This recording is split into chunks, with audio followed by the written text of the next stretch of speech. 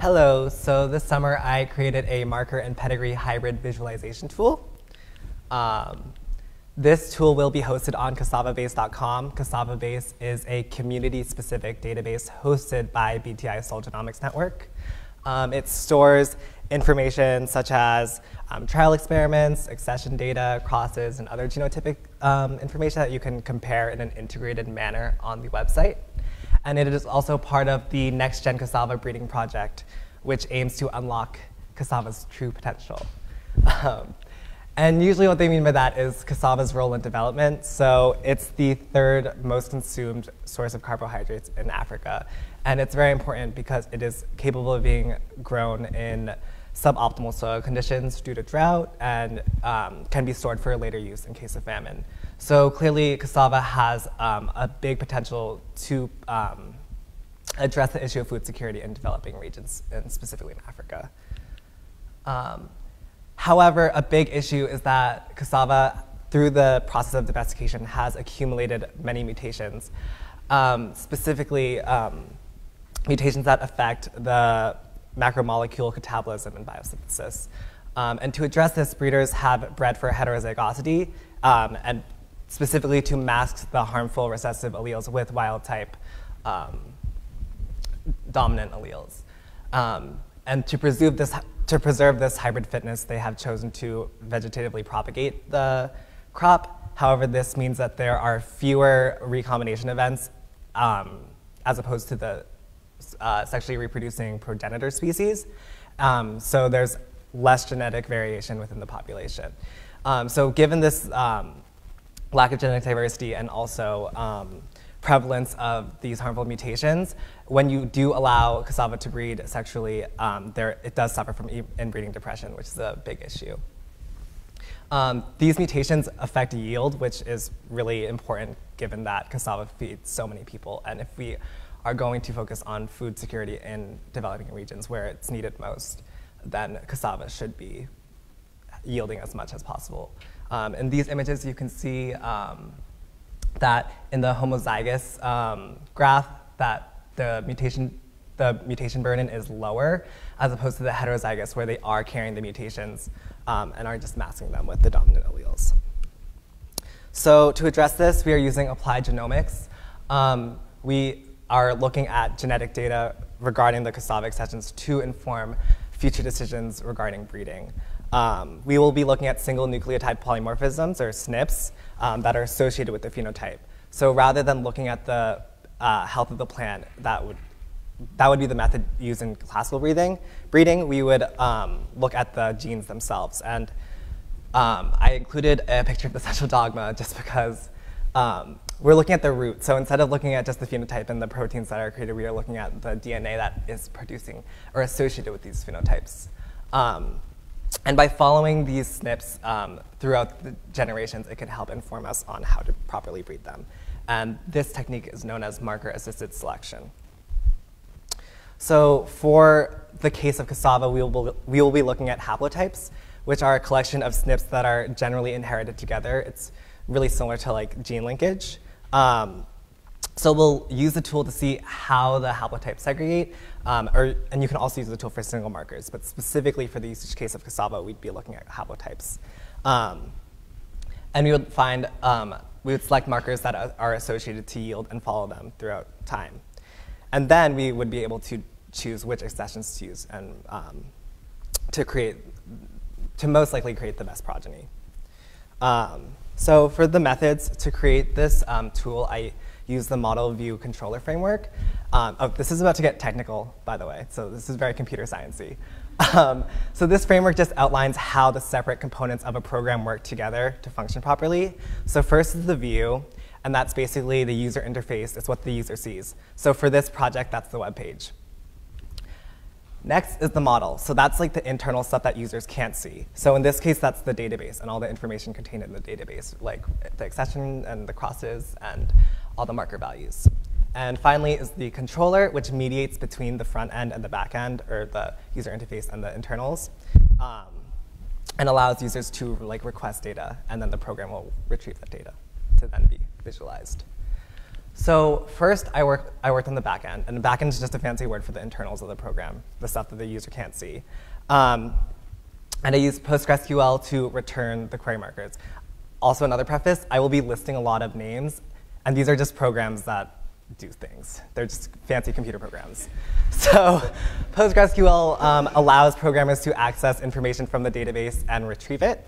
However, this data isn't in a format that is supported by the web page, so I used JavaScript, or I used Perl to convert that into JavaScript object notation, also known as JSON, which is just a file format that can be understood by the web page. I then worked on the front end, which includes the visual on the actual web page itself, like the buttons and all the pretty stuff. And I used Mason, which is a templating language, so I wrote the web page in Mason, and it created a file that could be used as the web page, and that file format is known as HTML. And then for all the buttons and user input, I used JavaScript. And finally, to create the image, I used D3, which is a JavaScript library, and it lets users enter data and will create like graphs, or in this case, pedigrees. So to use the program, you first have to give it a list of accessions or a list of populations. So,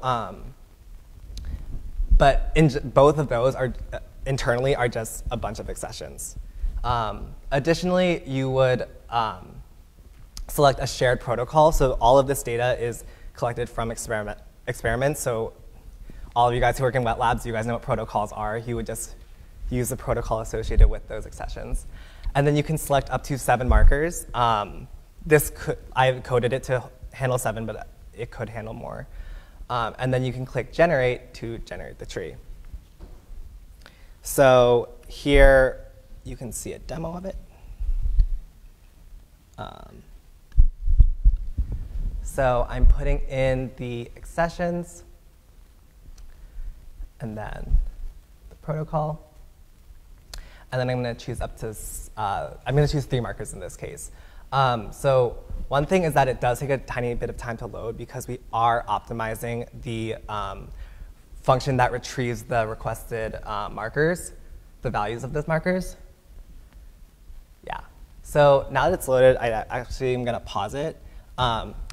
If you notice right here, you see that this has 2 lines that are color-coded differently. So the color code indicates male parents and female parents, and this node is actually both a male and female parent. And other programs like this exist, but they don't generally support plants. So it's really cool because I coded this so it could support plants, because cassava is a plant that has both male and female flowers and can act as both a male and female parent, which is really interesting. So to continue the video, so if you drag around, you can move the visual around, and if you zoom, you can focus on 1 or 2 of them, which is really nice. Another feature that's really helpful is you can hover over markers, and it will blur out the other ones so you can follow a specific snip at a time. And finally, if you choose the accession, then it will open a new page and have all the accessions information in it, which is really helpful. Yeah. So here is an example pedigree drawn by the program. Note that the alleles are color-coded for easy access, or easy differentiation. So an example or usage cases of this would be to select 4 markers that are related to yield, specifically like with cassava. And you would look at how the haplotypes are segregating. So for the first example, we can see that, or for the father, we can see that he has the genotype AG, and the mother has GA, while the son has AA. So you know that it got 1 A from the mom and 1 A for the dad. For the second marker, it has AA, and the mother has AT. And because the father has AA, it can only contribute an A. So the child's A allele right here must come from the dad, which means its T allele must come from the mom. So basically, you would just enter some accessions and choose markers and look at how the alleles are segregating. And with this, you can do linkage analysis and see the most likely outcomes for outcomes for progeny. This would mainly be used by cassava breeders in Africa. One big issue is that it takes a long time for cassava to like grow. So the main emphasis with this tool is that it's just better than classical methods because it takes so long for cassava to grow, that if you run statistical methods to figure out which accessions can be used to create more fit progeny, then it will speed up the time and address the issue of food security in a more efficient manner, which is, I feel like, the goal of a lot of bioinformatics, just doing things very efficiently. So for future plans, we're going to include linkage analysis. So instead of having the breeders do everything, they can select things, and the program will compute all the values for you. Also marker lists. So if you saw before, people were choosing accession lists, which are pre-made, as opposed to putting in each marker separately. So this would allow users to save those markers and generate multiple trees that they would need instead of having to put them in over and over again. Also, a higher SNP density viewer. So instead of just doing 7 alleles, you could do like an entire region of a chromosome and have all of those SNPs be returned and visualized. One issue right now is that our database currently does not support recognizing accessions that with more than 1 degree of separation for pedigrees. So say if you had like, let me go back to this slide. If you had like, if you gave it this accession and this accession, but not this one that's connecting them, then it would say these two are not related, when in fact they are related. So just, we have to fix the internal storage of the data to support that. And yeah, this tool is like, will be really helpful for breeding cassava, and hopefully it can be expanded to other plant species that have similar issues. Yeah, I'd just like to acknowledge my PI, Lucas Mueller, for having me in his lab and throwing barbecues for us, which is really nice. And I'd like to thank David and Guillaume, my mentors, who gave so much help and were incredibly patient with me. And finally, thanks to BTI and Cornell for hosting us, and NSF and USDA for funding this research.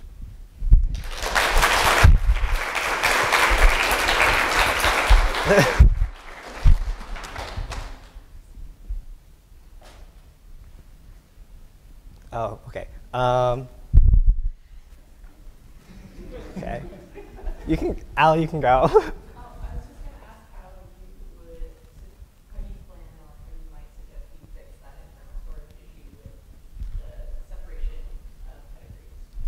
So that's a lot of like math and computational like logic. So we would have to make sure it's efficient. My mentor and I were actually debating the time complexity of the methods we would use. It was really funny. Wait, is David here right now? David, what would you suggest? Would you suggest the set method that we were talking about? Probably the most efficient way of knowing whether they're related at all would be to use a disjoint set. So that's where you can segregate a graph into disjoint sets by whether or not they share edge relationships, which yeah. So that's the most efficient method for storage, but it doesn't take into account directionality of edges, so that gets a little more complicated if you want to only know if something's apparent or related. Yeah. Lots of math. It's really CS math oriented. It's kind of confusing, but yeah, we would just change the structure of that. Any other questions? Yeah. So I guess the cassava germplasm is probably pretty large. Does it maybe have an idea of the percentage of that germplasm that's been genotyped? And can your database handle essentially taking in new marker regions as that gets genotyped and integrated into the database? So like more data essentially, or Yeah, new data? Yeah, new haplotypes that might. Okay. Well, so this is I was talking a lot about haplotypes for the usage case, but this can actually take in like any marker. It doesn't necessarily have to be linked. It could just be like, oh, chromosome like 1 and chromosome like 5. Like it doesn't have to necessarily be linked, but it just in the case of breeding, you would do that. But yeah, our database is pretty large, but it can't support like quick computational results. So I feel like if you did give it new data and a new format, we would just have to just adjust that, and it would still be okay. Yeah. So for practical cassava breeding, how many markers would you be needing to look at? Is that hundreds or thousands? Or? I'm not quite sure. My mentor said that like 7's a good amount, just for the usage, but like I'm sure we could change it based on the breeder's needs. This hasn't been completely released yet because we're still testing and then going to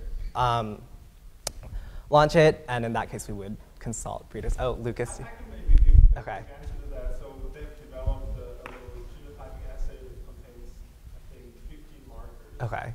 And so, you know, having that as a set that you could just look at for any line in this view would be amazing, right? So now it's a subset of that, which is great. So, but that's about the order of magnitude. Because you know, they're all the important resistance markers and root markers. Oh. So I understand it's important to know like what both parents are. Why is it important to specifically know which one's the mother and which one's the father, like the male and female? I think it's just data representation. So. Is it significant though, or is it just? I'm not quite sure. I guess if there was sex linkage, it'd be significant. Like. But so the cassava could act as the male or the female? Yeah, because it has both flowers for male and female organs. Yeah, sex organs. Okay, well, let's thank all the speakers for their time.